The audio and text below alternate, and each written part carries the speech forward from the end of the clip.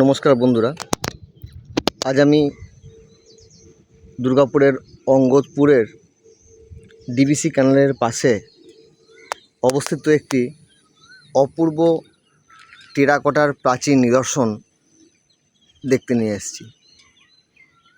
যদিও এই নিদর্শনটি কোনো মন্দির নয়, কারণ এখানকার স্থানীয় লোকেরা এটিকে কোনোদিনই মন্দির আকারে বা কোনো দেবদেউলের আকারে দেখেনি। এর অপূর্ব কারুকার্য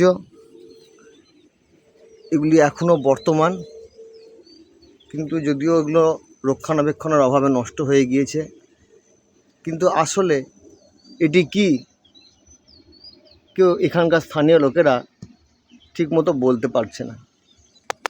এর ভেতরের অংশ একটি সংকীর্ণ জায়গার মধ্যে ছিল, কিন্তু এই অংশটিকে আপাতত টিন দিয়ে বন্ধ করে দেওয়া হয়েছে। এটি আদতে কি এখানকার স্থানীয় মানুষরা যদিও বলতে পারলো না, তবু আপনাদের যদি কাউরি মনে হয় এটা কি, তাহলে আমাকে কমেন্টের মাধ্যমে জানাবেন, কারণ আমারও অনেক দিনের ইচ্ছা যে এটি কি জানবার। তবে এটি আদতে যে মন্দির নয়